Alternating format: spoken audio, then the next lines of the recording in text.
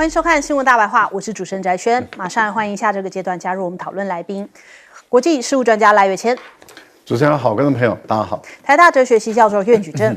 翟轩好，各位观众朋友大家好。退役少将厉正杰。翟轩好，各位观众大家好。好，来关注一下这个绿营是不是又在政治炒作？赖清德昨天出席了台商的春节活动，他讲了一番话，他提及了两岸应该要以交流取代围堵，用对话来取代对抗，特别是在国际情势变化多端的时刻，要达到和平的目标。但问题是我们自己有要找对方对话吗？这好像反倒是是不是他应该对陆委会讲这一番话哦？他说战争没有赢家，但是我们对和平固然有理想，但不能是幻想。邱垂正讲说现在举世关注川普 2.0 的动向台商在大陆的投资风险将急剧升高。除了关税提高之外，一般预期美国会对中国采取更严密的科技围堵，甚至取消中国的最惠国待遇。所以呢，台商在大陆投资那边好像不妙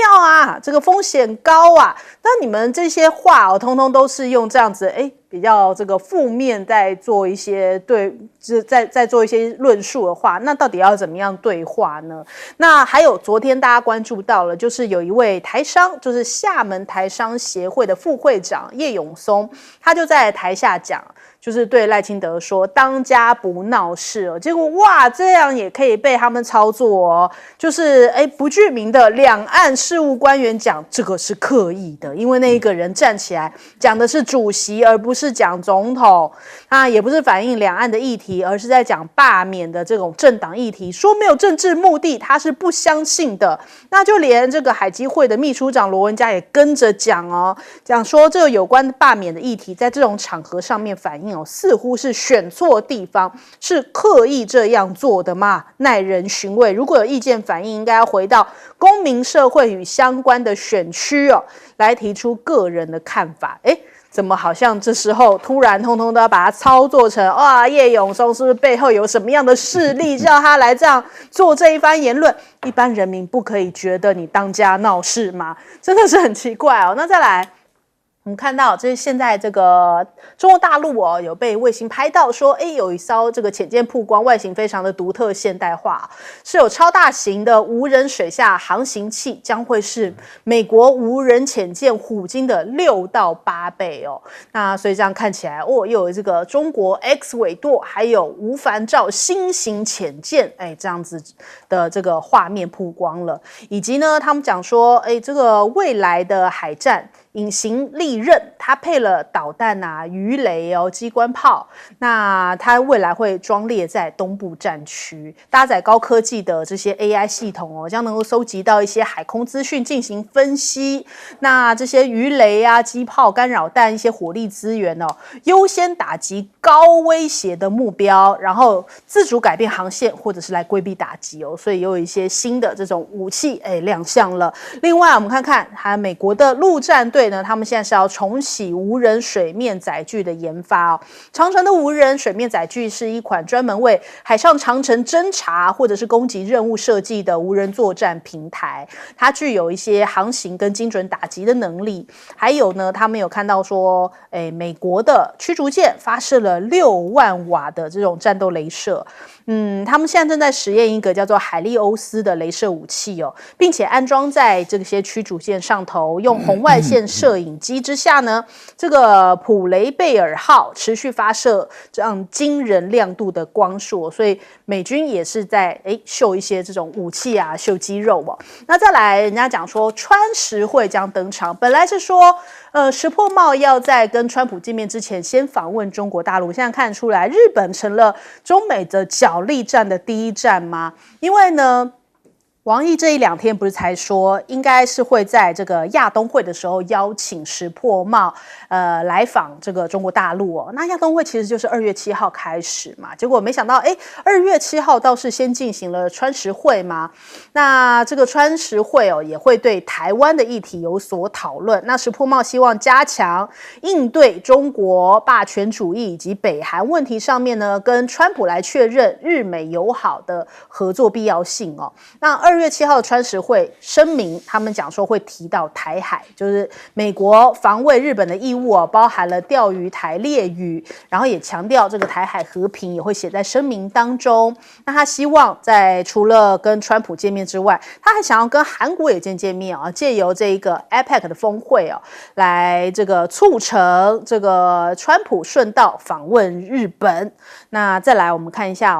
这一次他们会跟这个川普谈什么呢？第一点可能是日本会为美军，就是驻日的太空军来提供有力的支持。再来就是日本政府正在讨论支持川普积极推动总规模达到440亿美元的阿拉斯加州的天然气开发计划的可能性也就是说都要掏钱啦，就是我这边也要支持你，我这边也要掏钱。那再来呢，第三点就是石破茂将会在2月3号与软银会长，我们知道这一次软银也有去参加了这一次这个美国的 AI， 他投资的非常多，所以他们也会在这个等于说 AI 阵营上面会站在统一阵线嘛，这会是一些日本送上的见面礼那代表日本转向了吗？日本又要跟中国大陆拉远关系了吗？我们来问一下赖老师，赖老师怎么看？我觉得赖清德必须要言行一致不要说一套做一套，而且要管得住他底下的人，例如说他的行政院或者是他的陆委会他要管得住。为什么我们会这么说你想想看，现在是两岸这个双城论坛才刚结束，大陆这边就宣布说欢迎台湾的旅行社组团到大陆去，然后上海他也会组团到台湾来那可是到今天，我们的旅游业者都在等我们的观光服务业者都在等。那后来福建也宣布说，他们也愿意这个以团客的身份来到台湾，可是大家都在等，到现在为止没有动静呢。对，那你不是说要多交流吗？那多交流，为什么大陆的、上海的、福建的这些团客都不能够到台湾来？而且台湾的旅行社为什么到今天为止不能够组团到大陆去观光旅游？为什么？你不要跟我们讲一套，然后做一套嘛。对。更何况你面对的是台商，他们是两岸经营，要两岸来往的，他们要的就是你说实话，然后你做实事，你不要说一套做一套。那你华为要不要让他进来？到今天华为也不给人家进来。比亚迪，我们台湾的消费者，我们台湾的广大的2300万多的民众，他希望多种选择嘛，不要说只有电动车就是特斯拉，我们希望有更多的选择。但是不让大陆的电动车进来这个都没道理嘛！你不是要讲两岸要交流吗？那就应该这样做。更何况台商就是我们台湾的选民他就是选民那他对台湾的政治有意见不对吗？你平常台商什么时候能够见得到赖清德？对，他当然抓住这个机会就告诉赖清德，当家不要闹事嘛。那我们希望稳定嘛。你执政党，你是在立法院里面，你是少数政党，立法院少数政党，你行政院都被你端走了。这个在全世界的民主没有这样玩的嘛。大部分的民主国家，或是真正的民主国家，谁在国会居最多数，谁主阁权。你把人家国民党的主阁权剥夺了，然后剥夺完了以后，你今天还要闹事，还要到处推动罢免，那你干脆你赖清德也说，既然我要推动罢免，我民进党要推动罢免，那我们民进党的所有的公职人员再经过选民一次考验。你赖清德你也自己来推罢免我自己嘛，你也可以推然后你民进党的所有的立委也应该全面都一次罢免嘛。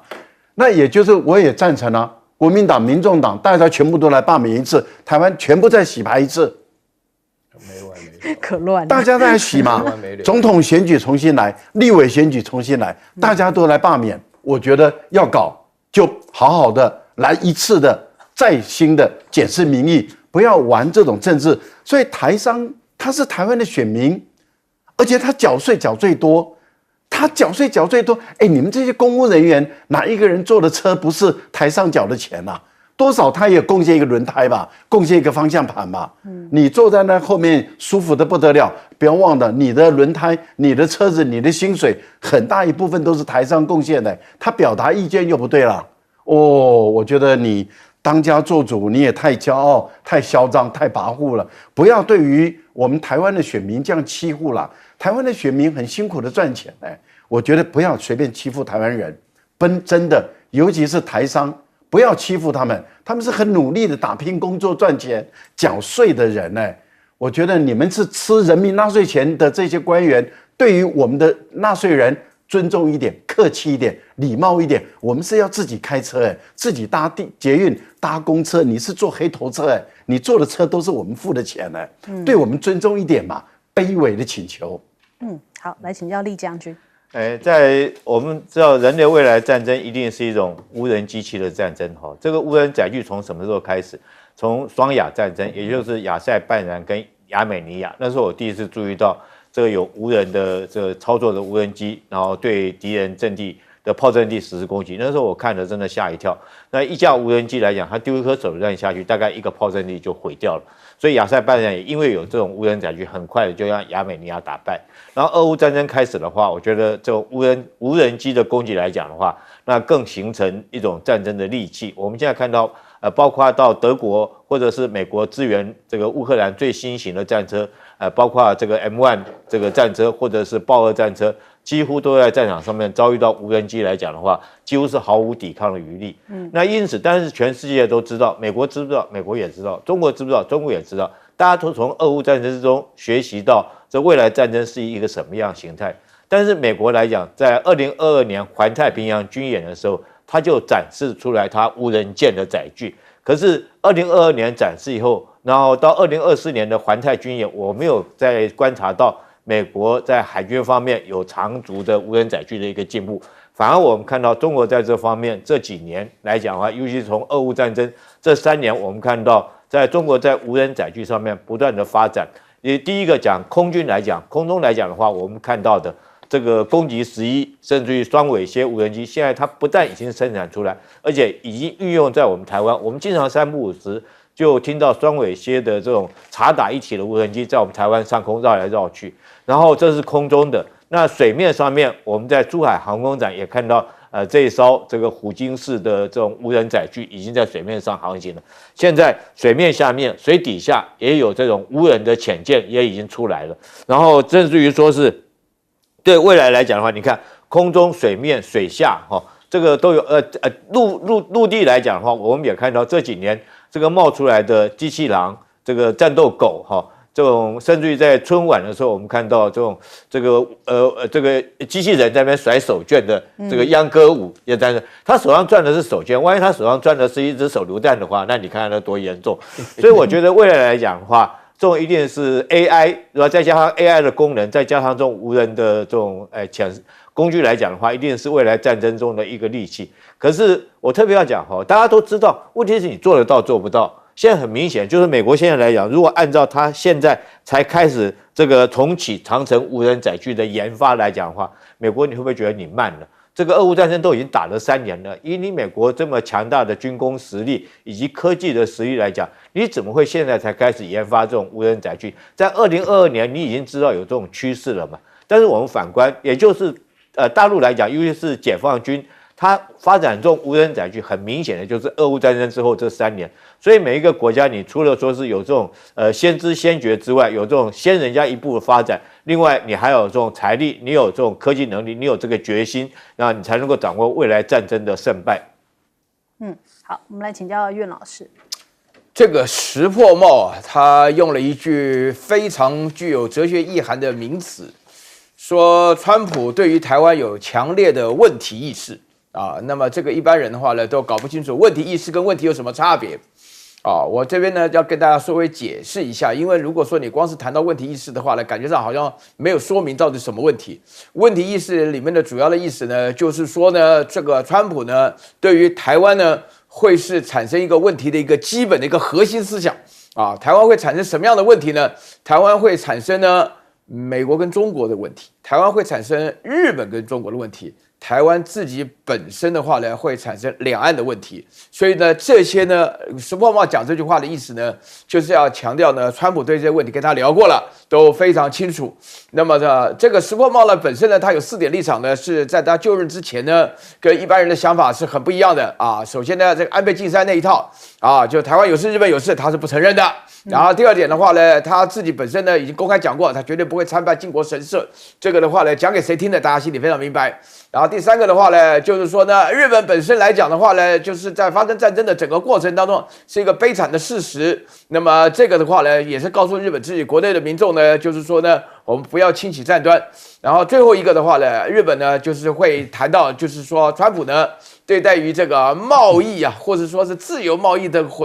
损害啊，那么是很明显的，所以他要谈的是着重在这里。大家都知道，日本呢是一个自由贸易的大国，是一个出口的大国，所以在这种情况下呢，石破茂本身来讲的话呢，他的立场非常明显，他甚至于说过啊，去不去美国呢，参不参加这个川普的就职典礼呢，不是那么重要。但是呢，到中国去呢，讨论一下事情呢，倒是非常重要的。那么这些呢，在都显示了石破茂本身的做法跟以往的日本的首相是不太一样的。而最重要的话呢，这一次呢，他会突然的让大家感觉到迅雷不及掩耳的情况下，啊，现在人好像就已经在美国了。那么他这里面呢所讨论这个事情的话呢，我觉得呢很明显呢，就是有3种征兆了。第一个的话呢，美国的话呢是要把这个日本拉得紧紧的啊，就是不会让石破茂跑掉了。然后第二个的话呢，美国呢是希望透过石破茂来传话。我自己本身呢，对于这个石破茂的立场呢，没有全面的信心，但是我觉得大陆对他的印象来讲的话呢，是觉得石破茂作为美国跟中国之间的一个对话的一个桥梁，应该是没有问题的。然后第3点的话呢，就是说呢，日本有很多自己的问题，其中最重要的就是朝鲜的问题。所以说，在这种情况下呢，你可以深刻的了解到，目前为止的话呢，日本他自己呢有需要跟这个川普会面的过程当中呢，他之间所显现出来的问题并不多，足以证明啊，他很多事情是要谈的。从政治、社会、经济各方面，然后都要谈。那其中最严重的话呢，就是有关于日本在琉球的驻军的问题。那么这个琉球人本身来讲的话呢，它会导致2方面的效果。第一个的话呢，美军住在外国的话呢，印象非常不好。然后第二个的话呢，琉球人非常反对美军的驻军啊，甚至于说了那个什么丹尼啊，就是那个琉球的那个长官啊，他自己的话呢，就跑到玉成丹尼啊，还跑到大陆去了啊，讲了一些话呢，就是做一些动作。我觉得呢，外交当中呢有非常多的动作呢是需要大家进一步注意的。但是这个石破茂本身的这个发展上来讲的话呢，他是想做一个桥梁了，他并不会是做一个对抗的一个代表。好，我们先休息一下，广州马上回来。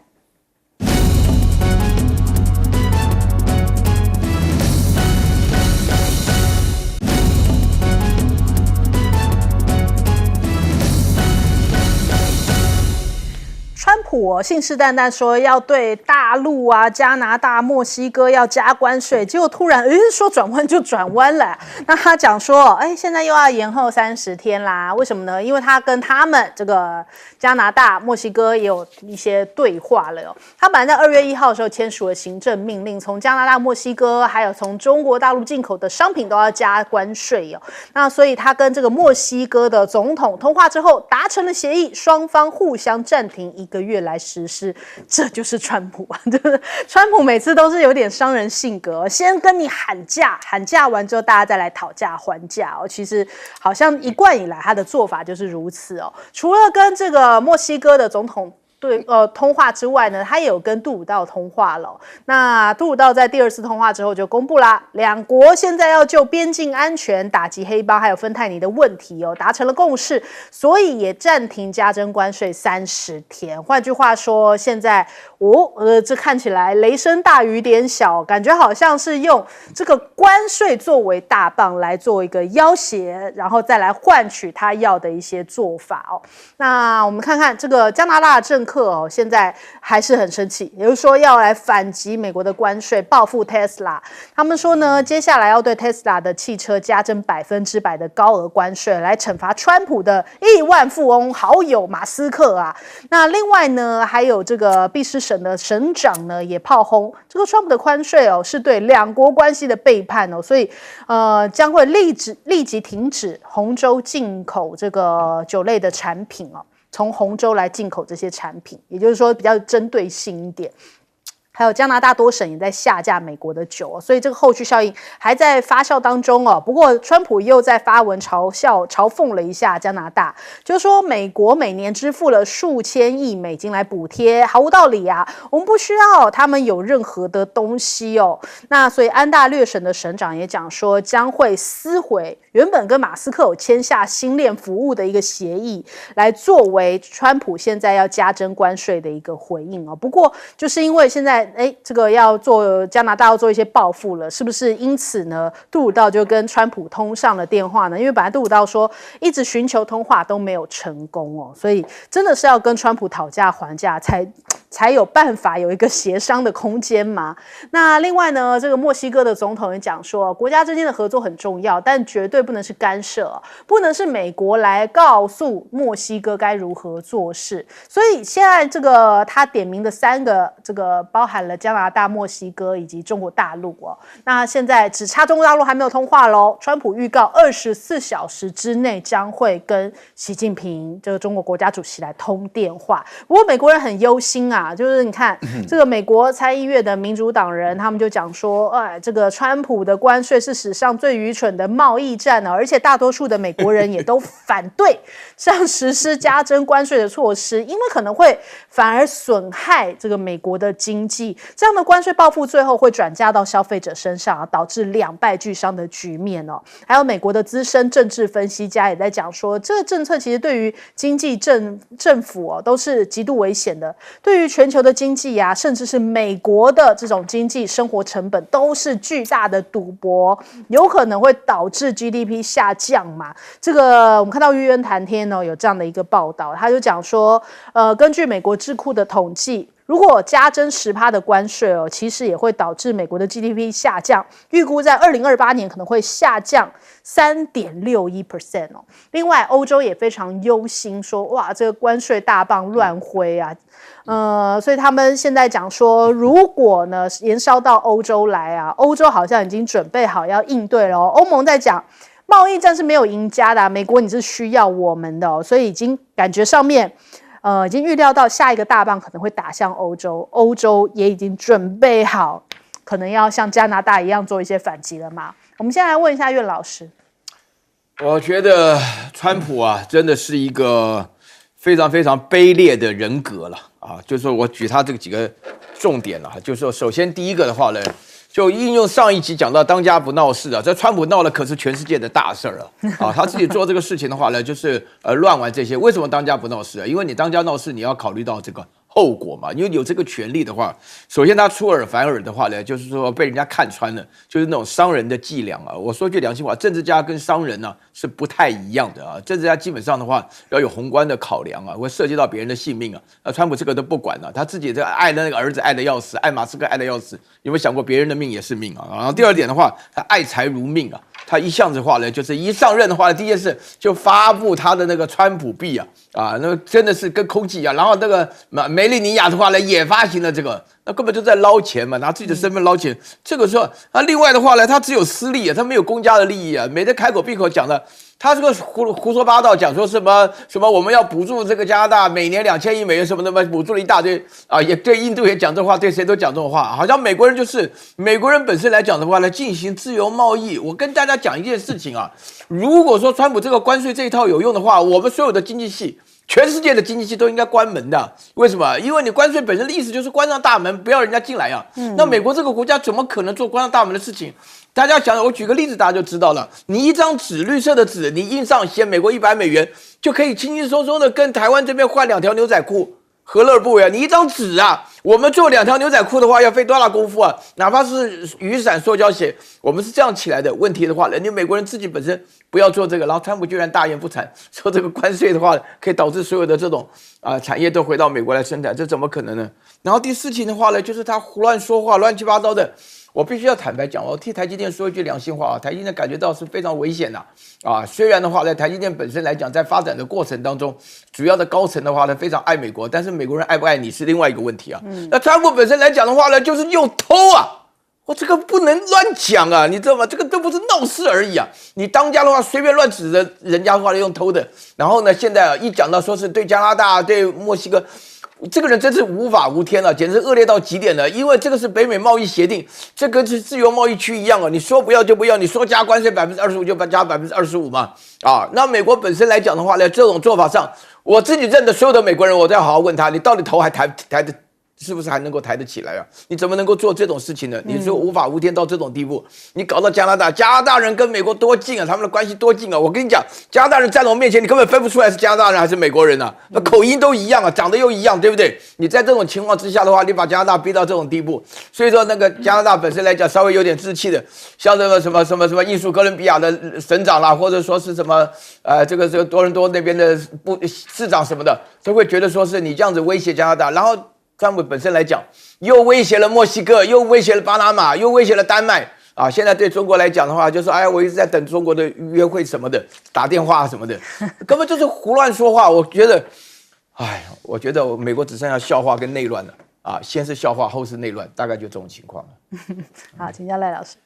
我觉得美国欺负他的盟友可以因为他的盟友依赖他，不管在安全上，在经济上依赖他。又比他小又比他弱，所以美国可以欺负他的盟友，确实可以。有没有效果？有例如说他边界的问题，他很困扰。从川普的第1任到拜登，到现在的川普的第2任，对边界的问题、芬太尼的问题，他确实很困扰。对北部的加拿大的边界问题，确实很困扰。他祭出关税以后有没有效？有，因为加拿大马上就编出15亿美元。要增强边界的警力，要买大疆的无人机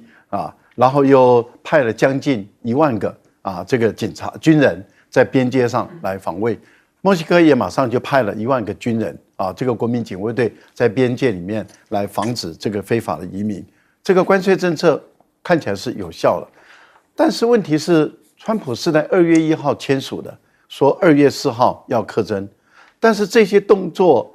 杜鲁多他们的动作是在2月1号之前就做了这些动作了。也就是说，杜鲁多在第一时间很软弱，所以马上就满足川普的需要。我们也在节目讨论过，他还买大疆无人机，还被美国政府抗议了说你怎么可以买大疆无人机？这个都已经是事实了。结果呢，2月1号他照签，然后说2月4号要开始执行。结果2月3号，他满意的。接到了这个杜鲁多跟这个墨西哥总统的一个来电，然后谈完以后，他说我非常满意，所以暂缓1个月留校察看，对加拿大跟墨西哥暂缓1个月留校察看。记者就问说，那你们谈了什么？他说杜鲁多答应15个亿这个增加预算。大家就觉得不对这在2月1号之前就有了，然后要增加军力有之前已经有了。那你们这通电话打完了以后，你拿到什么新的没有？没有，但是他已经很满意了。为什么？就自己给自己找下台阶。原因在哪里？原因是他突然间发现这个杜鲁多这个家伙真的是很烦任内的时候很软弱，不干了以后，怎么突然间变强硬了就是反正无事一身轻了嘛。马上就要下台一鞠躬了，突然间变得很强硬，而且发现引起了加拿大人的公愤了。加拿大人民说：“我支持我们的国家，我爱我们的国家，跟美国人作战。我们专门修理红州，也就是共和党州，他的红州的威士忌我们都不进口，我们也不喝，下架。果然真的是很多超市就下架了。我们对特斯拉课征100%的关税，打到这个川普的这个肋骨了，要害了，痛了。”这个是川普突然间软下来了，留校察看1个月，接着就来看习近平，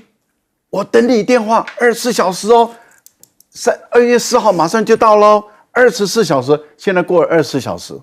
电话没接到，目前到现在为止，我还没看到新闻有出来说有接到这个电话。对，但是川普已经得到什么呢？川普已经拿到了中国大陆的国务院发布的，就在今天，而且今天的中午发布的一个讯息，对于美国的商品，煤炭、石油、天然气等课征10%的关税，对于3.0的以上的这些大车子还有皮卡课征15%的关税，马上拿到了，就是一手对你课关税，二手对于稀土、替污等，那么管制出口。你看，这个就是中国的第一时间的回击。我觉得美国欺负小国可以，但是欺负大国，大国不是你的盟国哈，要干那就对着干，谁怕谁啊？所以中国人不吃这一套。中国人不吃这一套。来问一下厉将军，我们大家会不会觉得奇怪？川普凭什么有什么权利可以这样子挥舞了关税大棒，对全世界，包括他的盟友，包括他的盟邦、友邦在内，如此这么大势，这么嚣张大势的打法，他凭了？难道这个美国国内没有制裁他的、约束他的力量吗？我跟你讲，还真的没有。因为现在川普来讲，他用的法案叫什么法案呢？叫做《国际紧急经济权利法》，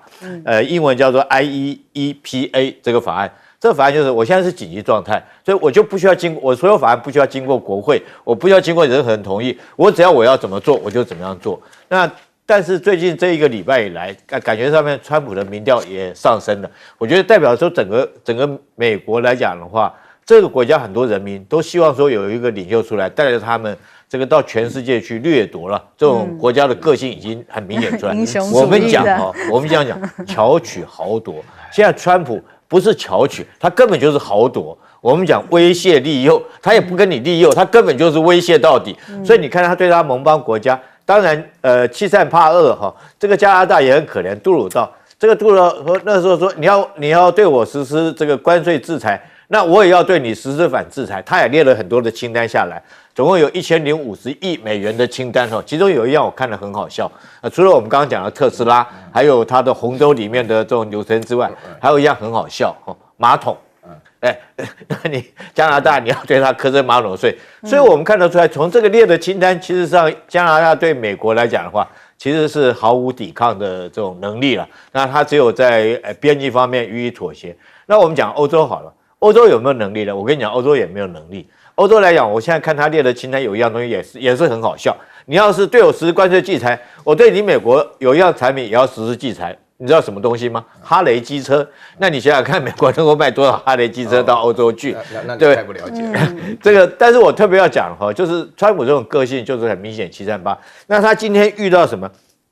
我觉得遇到中国，后续来讲，这24小时大家可以仔细去观察。我觉得双方一定会谈判的，因为中国来讲，大概在川普第一任就已经感受到这种情形，然后在他第二任还没上台之前，其实中国在很多经贸上面也已经做了调整。那美国现在来讲的话，它的这个出超大概是1兆1000万美金左右一年，那其中对中国大概只有3000多亿，其实也平常讲。中国这个3000亿多亿感觉上面很多，但是它很多，它另外赚的钱大概有7000多亿，它是对其他全世界，所以可见中国已经分散到市场各地去了。那现在双方可以谈呢，对不对？那你要卖我什么东西？你要卖给我中国要什么东西？那我要的东西你要卖给我啊，对不对？你不能光讲说扣我关税啊，我要跟你买东西你不卖给我，比如说晶片，比如说科技，那是中国要的。那中国会不会利用这个机会跟美国就开始大家双方谈判？我觉得很可能哦。大家不要看川普这个样，它是可交易性的。你看到现在对墨西哥、对加拿大，它是不是可交易？它如果说会不会就这样同意将这个辉达或者高科技的产品卖给中国？其实我们可以拭目以待，我认为很有可能。好，我们先休息一下，广告之后马上回来。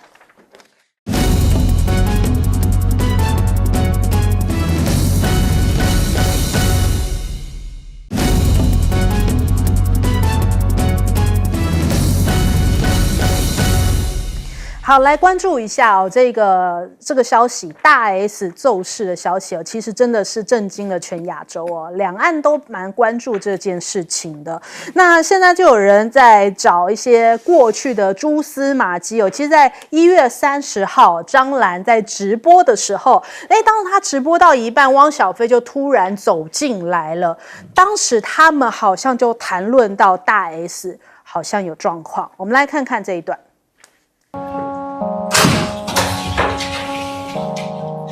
哟，帅哥来了！怎么了呀？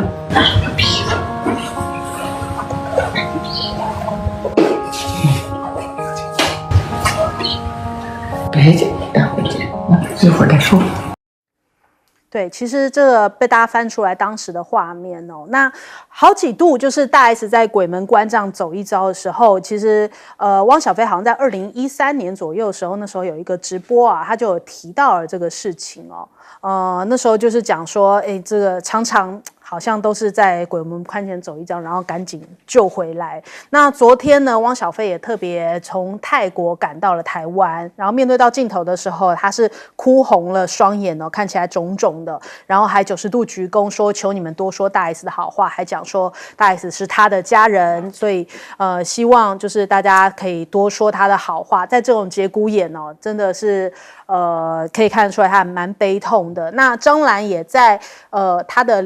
微博上面哦，他有发文，就是他的社群平台啦，在抖音上面留言啦，悼念了大 S。他说：“我和汪小菲作为孩子们的亲人哦，事后处理如果有任何需要，也愿意帮助就助一臂之力。那另外呢，他们现在首要任务就是安慰以及保护好2个孩子哦，这是2家人共同的使命，也是共同的目标。也有发文悼念。那另外呢，还有很多的名人也 po 文哦。其实大 S 在这段演艺之路哦，20多年，那很多的这些明星啊、大咖也都跟他合作过，然后就连这个刘德华哦，他其实也都发文，他们有曾经一起合作过未来电影，然后也发文哀悼说愿一路好走，亲人节哀。那另外呢，有这个周星驰儿子之称的徐娇哦，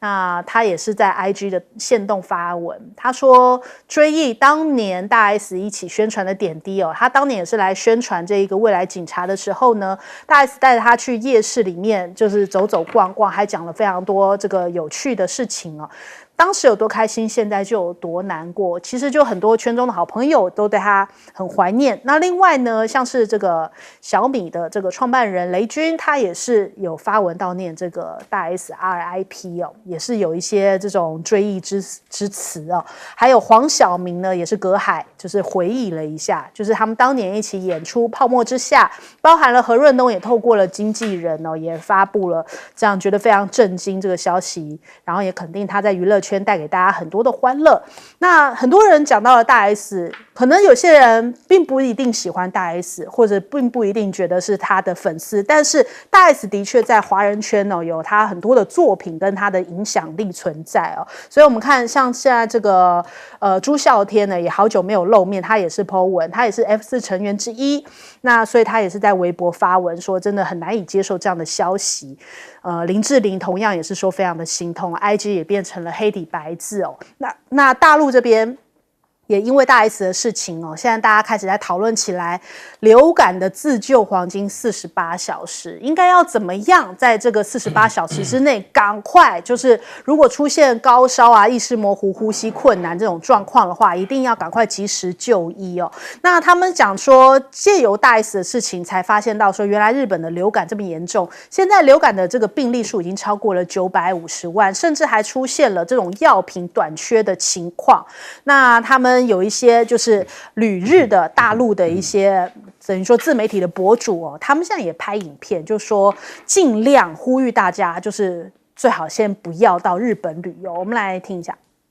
最近真的能别来日本就别来日本，日本流感真的是太严重了，没想到我也中着了。今年是日本10年内流感最严重的一年，日本这边都发布这个流感红色预警了。对，所以其实现在日本也是有这样子的恐慌状况哦，就是药品有一点缺乏，而且这种流感非常的严重哦。还有一些去日本旅游的人就说，处处都听到咳嗽的声音哦，连店员都在咳嗽。所以大家如果要去日本的话，一定要做好相关的准备哦。那其实大 S 猝逝的消息，因为它的《流星花园》红遍全亚洲嘛，所以它的知名度，这个海内外、日韩，然后甚至越南啊、东南亚其实都知道，所以连 BBC 都发文争相报道，像是 CNN 啊，连韩国的韩联社、朝鲜日报也都转发了这些相关的消息哦。所以大大家就更多的震惊是说，这么一个被大家所认识的一个名人，竟然会在这样子一个流感当中，怎么就走了呢？那首先我们来问一下岳老师哦。这个我其实跟大 S 的话呢，算是一个陪伴的关系啊，因为我印象中非常深刻。我2005年的时候做个研究计划，我那个助理啊，本身来讲啊，就是整天开口闭口就是流星花园 F4啊，什么东西的啊，大 S。我觉得从某种角度来讲，大家都很惋惜哦。我昨天听到这个消息，我刚刚还是跟将军在聊啊，一开始听到这个消息，我还以为是谣言呢、假消息。可是我觉得说，因为大家已经长期都听到说大 S 好像身体不太好啊，要以前她那个新的韩国老公。去什么华的，好像还要背着他上厕所什么东西的。可是我印象中非常深刻的就是说，我女儿特别喜欢看那个小 S 的《康熙来了》，所以顺便的话呢，就是比较了解他们一点。我这边要讲几件事情啊，我个人感觉到，我今天上这个电视节目的时候，我来稍微想了一想。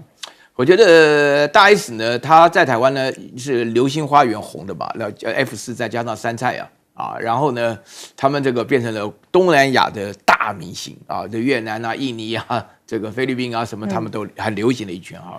然后呢，他们运气非常好，她们姐妹两个，说句良心话了啊，华冈艺校毕业的，他们基本上就是他们的最大特长就是敢说敢讲啊。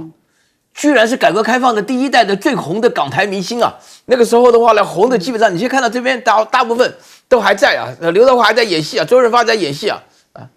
大 S 他们是第一代的港台红星啊，然后居然死掉了，啊，居然过世了，这个是第一件消息啊，所以让大家印象当中很深刻。其实大小 S 的话，他们原来是以歌星出场啊，那歌唱的歌并不红啊，就当然了，就从某种角度来讲的话，这个对很多人来讲的话呢，就是说是现在人死者为大嘛，所以我们也不说这些了。但是基本上我觉得他们是一个象征一个时代的意义，对我来讲，我的印象中就非常深刻。然后我因为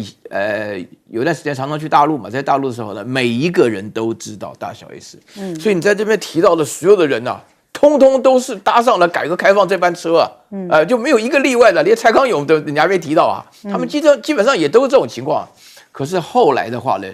就是大部分在整个发展上的这个发展是一个过程是一个历程啊。我觉得说是他们红是红了，但是也确实是